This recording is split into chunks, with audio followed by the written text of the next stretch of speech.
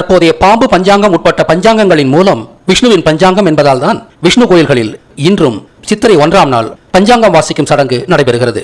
என்னுடைய படைப்பின் முக்கியமான செய்தி என்னவென்றால், உண்மையான ஆழ்வார்கள் என்பவர்கள் விஷ்ணு உருவாக்கிய 12 ராசிகளுக்கு உரிய நாயகர்கள் தாம். அந்த ஆழ்வார்கள் விஷ்ணுவை பாடியவர்கள் இல்லை. எனவே தற்போது ஆழ்வார்களாக அறியப்படுகின்றவர்கள் திருமாலடியார்கள் என்றே அழைக்கப்பட வேண்டும். விஷ்ணுவின் 12 ராசிகளை குறித்த ஆழ்வார்கள் கன்னி ராசி தவிர்த்து விஷ்ணுவிற்கு முன்பு வாழ்ந்த வரலாற்று நாயகர்கள் தாம். சோதிட விஞ்ஞானத்தை ராகு கேது நிழல்கோள்களை சேர்த்து மெருகேற்றியவரும் விஷ்ணுதான். விஷ்ணு திருச்சியை தலைநகராக கொண்டு 4000 ஆண்டுகளுக்கு முன்பு அகில இந்தியாவையே ஆண்ட சித்த அரசன் தமிழன்.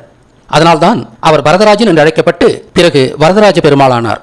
எனவே விஷ்ணுவிற்கும் வந்தேரி ஆரியனுக்கும் எந்த தொடர்பும் இல்லை என்பதையும், விஷ்ணு காலத்திற்கு பிறகே இந்தியாவில் ஆரிய குடியேற்றங்கள் ஏற்பட்டன என்பதையும், என்னுடைய படைப்பில் ஆரிய நெடி இல்லை என்பதையும் அறிக. திராவிடர்கள் தமிழரின் மொழி, வரலாறு, பண்பாடு, பாரம்பரியம், உடைமைகள் என்பதை அழிக்கவேதான் முழு மூச்சோடு செயல்பட்டனர்.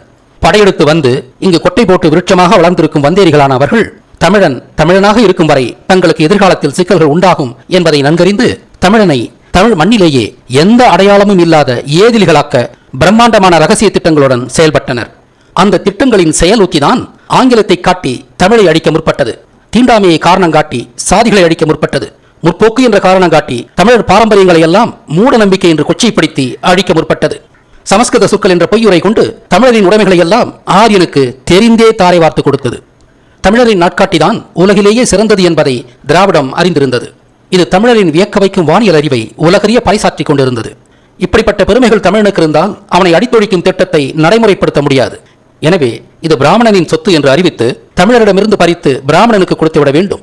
இதுவே திராவிடத்தின் ரகசிய நிலைப்பாடு. இது பிராமணனின் நாட்காட்டி என்றால் பிராமணன் இந்தியாவெங்கும் இருப்பதால் இந்தியாவெங்கும் இதே நாட்காட்டி தானே இருந்திருக்கும். ஆனால் இந்தியாவெங்கும் 3 வருடங்களுக்கு ஒரு முறை 13 மாதங்களை கொண்ட ஒரு குறை நாட்காட்டி தானே புழக்கத்தில் உள்ளது. அதனால் இது பிராமணனின் நாட்காட்டியாக இருக்க வாய்ப்பில்லை என்றுதானே பகுத்தறிவுகள் சிந்தித்திருக்க வேண்டும். இது திராவிடனின் பகுத்தறிவுக்கு பிடிபடவில்லையோ? பிடிபடாது. இது பிடிபட்டால் தமிழன் பிடிபட மாட்டானே.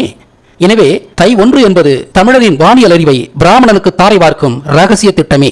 இந்த நுட்பங்களை தமிழறிஞர்கள் விளங்கிக் கொள்ளவில்லை. ஈழ அழிவிற்கு பிறகுதான் திராவிடமும் ஆரியமும் ஒன்றே என்ற புரிதல் தமிழருக்கு வந்தது. அந்த மைய உண்மையை கமலஹாசன் வழியாக நன்றாக உணர்கிறோம் அல்லவா?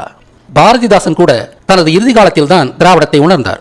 அதுவரை தனது காலமெல்லாம் திராவிடனுக்கு பல்லக்கு தூக்கினார் என்பதுதான் வரலாறு.